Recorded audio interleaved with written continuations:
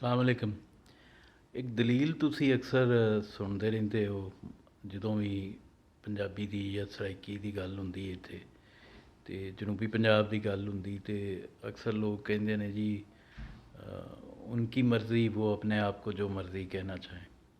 ਹੁਣ ਗੱਲ ਇਹ ਵੇ ਕਿ ਇਹ ਦਲੀਲ ਜਿਹੜੀ ਹੈ ਇਹ ਤੁਹਾਨੂੰ ਪੂਰੀ ਦੁਨੀਆ 'ਚ ਹੋਰ ਕਿਸੇ ਥਾਂ 'ਤੇ ਸੁਣਨ ਨੂੰ ਨਹੀਂ ਮਿਲੇਗੀ। ਇੱਕ ਫਰਦ ਦਾ ਹੱਕ ਹੈ ਕਿ ਉਹ ਆਪਣਾ ਨਾਂ ਬਦਲ ਲਵੇ, ਲੇਕਿਨ ਅਫਰਾਦ ਕੋਲ ਵੀ ਇਹ ਹੱਕ ਹੈ, ਹਾਸਿਲ ਨਹੀਂ ਹੈ ਕਿ ਉਹ ਆਪਣੀ ਤਾਰੀਖ ਦਾ, ਆਪਣੀ ਧਰਤੀ ਦਾ ਨਾਂ ਬਦਲ ਸਕਣ ਜਾਂ ਆਪਣੀ ਜ਼ੁਬਾਨ ਦਾ ਨਾਂ ਬਦਲ ਸਕਣ। ਜ਼ੁਬਾਨ ਧਰਤੀ ਨਾਲ ਜੁੜੀ ਚੀਜ਼ ਹੈ।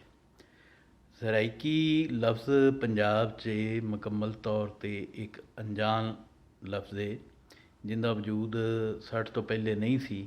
ਔਰ ਜਦੋਂ ਵੀ ਇਹ ਸਵਾਲ ਮੈਂ ਰੱਖਿਆ ਲੋਕਾਂ ਦੇ ਅੱਗੇ ਅਤੇ ਉਹਨਾਂ ਕੋਲ ਇਹਦਾ ਜਵਾਬ ਨਹੀਂ ਸੀ, ਕੋਈ ਹਵਾਲਾ ਨਹੀਂ ਦੇ ਸਕਿਆ ਕਿ 1960 ਤੋਂ ਪਹਿਲੇ ਇਹਦਾ ਕੋਈ ਜ਼ਿਕਰ ਮੌਜੂਦ ਸੀ। ਈਵਨ 1940 'ਤੇ ਵੀ 40 ਦੀਆਂ ਕਰਾਰਦਾਦਾਂ 'ਚ ਵੀ ਕਿਤੇ ਵੀ ਕੋਈ ਐਸੀ ਕੌਮ ਵੱਖਰੀ, ਕੋਈ ਐਸੀ ਸਕਾਫਤ ਵੱਖਰੀ ਪੰਜਾਬ 'ਚ ਹੁੰਦੀ ਅਤੇ ਉਹ ਜ਼ਰੂਰ ਦੱਸਿਆ ਜਾਂਦਾ।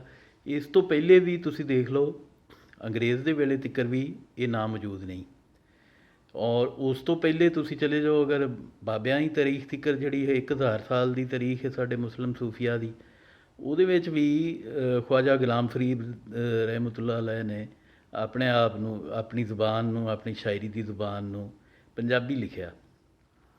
ਔਰ ਇਸੇ ਤਰ੍ਹਾਂ ਮਤਲਬ ਇਸ ਤੋਂ ਪਹਿਲੇ ਵੀ ਚਲੇ ਜਾਓ ਤੇ ਪੰਜ ਨੰਦਾ ਔਰ ਇਸ ਤਰ੍ਹਾਂ ਦੇ ਸਾਨੂੰ ਸਬੂਤ ਮਿਲਦੇ ਨੇ ਕਿ ਇਸ ਜ਼ੁਬਾਨ ਦਾ ਨਾਂ ਜਿਹੜਾ ਹੈ ਉਹ ਇਹ ਨਹੀਂ ਕਿ ਖਾਲੀ 3000 ਸਾਲ ਪਹਿਲੇ ਤੋਂ ਟਾਈਜ਼ ਸਨ ਇਹਨਾਂ ਦੇ ਪਰਸ਼ੀਅਨਸ ਨਾਲ, ਅਤੇ ਇੱਕ ਪਰਸ਼ੀਅਨ ਵਰਡ ਦੀ ਵਜ੍ਹਾ ਤੋਂ ਪੰਜਾਬੀ ਨਾਂ ਰੱਖਿਆ ਗਿਆ।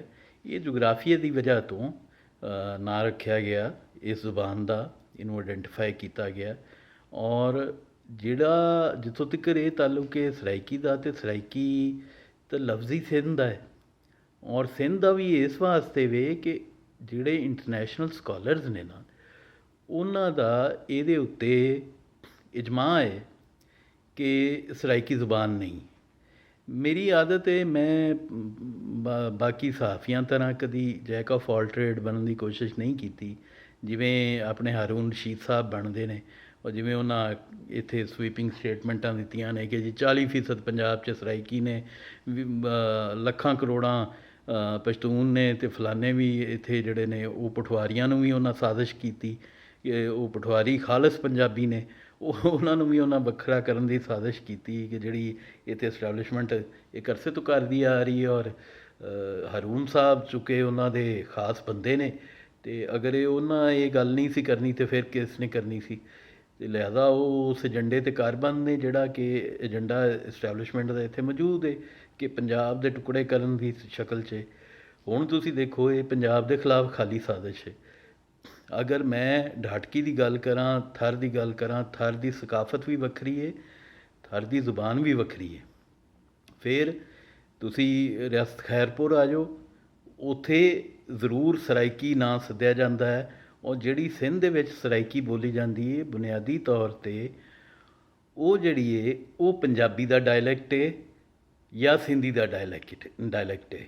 ਉਹਦੇ ਉੱਤੇ ਜਿਹੜੇ ਇੰਟਰਨੈਸ਼ਨਲ ਸਕਾਲਰਸ ਨੇ, ਤੁਸੀਂ ਕੋਈ ਰਿਸਰਚ ਪੇਪਰ ਅਗਰ ਮੁਤਾਲਿਆ ਕਰੋ ਉਹਨਾਂ ਦੇ, ਅਤੇ ਉਹਨਾਂ ਦੇ ਉੱਤੇ ਮੁਖਤਲਿਫ ਲੋਕਾਂ ਦੇ ਮੁਖਤਲਿਫ ਖਿਆਲ ਹੈ। ਕੁਛ ਕਹਿੰਦੇ ਨੇ ਉਹ ਸਿੰਧੀ ਦਾ ਡਾਇਲੈਕਟ ਹੈ, ਕੁਛ ਕਹਿੰਦੇ ਨੇ ਉਹ ਪੰਜਾਬੀ ਦਾ ਡਾਇਲੈਕਟ ਹੈ। ਪੰਜਾਬ ਦੇ ਵਿੱਚ ਅਲਬੱਤਾ ਸਰਾਇਕੀ ਨਾਂ ਦੀ ਕੋਈ ਜ਼ਬਾਨ ਦਾ ਵਜੂਦ ਉਹ ਕਿਤੇ ਵੀ ਸਾਬਤ ਨਹੀਂ। ਨਾ ਤਾਂ 60 ਤੋਂ ਪਹਿਲੇ ਗੋਰੇ ਦੇ ਵਕਤ 'ਚ ਸਾਬਤ ਹੈ, ਨਾ ਬਾਬਿਆਂ ਦੇ ਵੇਲੇ 'ਚ ਸਾਬਤ ਹੈ। ਉਹ ਕਿਤੇ ਵੀ ਉਹਦਾ ਕੋਈ ਸਬੂਤ, ਜ਼ਰਾ ਜਾਂ ਰੱਤੀ ਬਰਾਬਰ ਸਬੂਤ ਮੌਜੂਦ ਨਹੀਂ। ਉਹ ਸਿਰਫ ਸਿੰਧ ਦੇ ਵਿੱਚ ਉਹ ਨਾਂ ਲਿਆ ਜਾਂਦਾ ਹੈ। ਪੰਜਾਬ ਦੇ ਵਿੱਚ ਜਿਨ੍ਹਾਂ ਲਹਿਜਿਆਂ ਨੂੰ, ਖਾਲਸ ਔਰ ਤਾਰੀਖੀ ਲਹਿਜਿਆਂ ਨੂੰ ਔਰ ਕਲਾਸੀਕਲ ਪੰਜਾਬੀ ਦੇ ਲਹਿਜਿਆਂ ਨੂੰ ਇਹਨਾਂ ਸਰਾਇਕੀ ਦਾ ਨਾਂ ਦਿੱਤਾ ਹੋਇਆ, ਉਹ ਇਹ ਮੁਲਤਾਨੀ ਹੈ, ਮੁਲਤਾਨੀ ਪੰਜਾਬੀ ਹੈ। ਉਹਦੇ ਵਿੱਚ ਡੇਰੇ ਵਾਲੀ ਪੰਜਾਬੀ ਹੈ, ਉਹਦੇ ਰਿਆਸਤੀ ਪੰਜਾਬੀ ਹੈ। ਠੀਕ, ਇਹਨਾਂ ਨੂੰ ਇਹ ਤਾਰੀਖ ਦੀਆਂ ਕਿਤਾਬਾਂ ਦੇ ਵਿੱਚ ਬਾਕਾਇਦਾ ਨਾਂ ਦੇ ਤੌਰ 'ਤੇ ਇਹ ਲਹਿਜੇ ਮੌਜੂਦ ਨੇ। ਪੰਜਾਬੀ ਵਾਹਿਦ ਜ਼ੁਬਾਨ ਹੈ ਜਿਹਦੀਆਂ 34 ਬੋਲੀਆਂ ਅਤੇ 34 ਸਬ ਡਾਇਲੈਕਟਸ ਨੇ, ਔਰ ਹਰ ਇੱਕ ਡਾਇਲੈਕਟ ਦਾ ਵੱਖਰਾ ਇੱਕ ਇੰਡੀਪੈਂਡੈਂਟ ਨਾਮ ਹੈ। ਔਰ ਇਹ ਦੁਨੀਆ ਦੀ ਬੜੀ ਯੂਨੀਕ ਜ਼ੁਬਾਨ ਹੈ ਇਸ ਹਵਾਲੇ ਨਾਲ ਕਿ ਬਹੁਤ ਐਡਵਾਂਸ ਹੈ ਇਸ ਮਾਮਲੇ 'ਚ। ਦੁਨੀਆ ਦੀ ਸ਼ਾਇਦ ਕਿਸੇ ਵੀ ਜ਼ੁਬਾਨ ਦੇ ਇੰਨੇ ਡਾਇਲੈਕਟ ਨਹੀਂ ਹੋਣਗੇ, ਇੰਨੀ ਕੋਈ ਵਸੀਹ ਜ਼ੁਬਾਨ ਨਹੀਂ ਹੋਏਗੀ। ਸੋ ਇਹ ਸਾਰੀ ਦੀ ਸਾਰੀ ਕੌਂਸਪੀਰੇਸੀ ਇਸੇ ਵਾਸਤੇ ਬਣਾਈ ਜਾਂਦੀ। ਔਰ ਇਹ ਅਪੋਲੋਜੈਟਿਕ ਬਿਹੇਵੀਅਰ, ਇਹ ਇੱਕ ਤਰ੍ਹਾਂ ਦੇ ਜਿਹੜੇ ਲੋਕ ਇਹ ਕਹਿੰਦੇ ਨੇ ਕਿ ਜੀ ਉਹ ਲੋਕ ਆਪਣੀ ਜ਼ੁਬਾਨ ਨੂੰ ਅਗਰ ਕਹਿਣਾ ਚਾਹੁੰਦੇ ਨੇ, ਸਰਾਇਕੀ ਕਹਿਣਾ ਚਾਹੁੰਦੇ ਨੇ, ਤੇ ਤੁਹਾਨੂੰ ਕੀ ਇਤਰਾਜ਼ ਹੈ? ਯਾਰ ਖੁਦਾ ਦਾ ਖੌਫ ਕਰੋ। ਇਹ ਦੁਨੀਆ ਦੀ ਕਿਸੇ ਜਗ੍ਹਾ 'ਤੇ ਇਹ ਦਲੀਲ ਤਾਰੀਖ ਦੇ ਹਵਾਲੇ ਨਾਲ ਨਹੀਂ ਦਿੱਤੀ ਜਾ ਸਕਦੀ। ਮੇਰਾ ਨਾਂ ਮਾਰਕ ਆਜ਼ਮੀ ਹੈ, ਮੈਂ ਆਪਣਾ ਨਾਂ ਚੀਤਨ ਸ਼ਰਮਾ ਰੱਖ ਲਾਂ, ਇਹ ਮੇਰੀ ਸਵਾਬਦੀਦ ਹੈ। ਮੈਂ ਆਪਣੇ ਨਾਂ ਬਦਲ ਸਕਦਾ, ਮੇਰਾ ਇਖਤਿਆਰ ਹੈ। ਮੈਂ ਤਾਰੀਖ ਦੇ ਨਾਂ ਨਹੀਂ ਬਦਲ ਸਕਦਾ। ਤਾਰੀਖ ਜਿਹੜੀ ਕਿ ਇਹ ਤਾਰੀਖ ਡਿਸਟੋਰਟ ਕਰਨ ਦਾ ਕੰਮ ਹੈ, ਜਿਹੜਾ ਕਿ ਸਾਡੇ ਅਕਸਰ ਮੁਅਰਖੀਨ ਨੇ ਕੀਤਾ ਹੈ ਔਰ ਇਹ ਸਿਆਹਕਾਰੀ ਕੀਤੀ ਹੈ। ਇਹ ਉਹ ਤਾਰੀਖ ਨੂੰ ਖਰਾਬ ਕਰਨ ਵਾਲਾ ਕੰਮ ਹੈ ਕਿ ਤੁਸੀਂ ਇੱਕ ਜ਼ਬਾਨ ਦਾ ਨਾਂ ਬਦਲ ਦਿਓਗੇ ਅਤੇ ਤਾਰੀਖ ਕਨਫਿਊਜ਼ ਹੋ ਜਾਏਗੀ।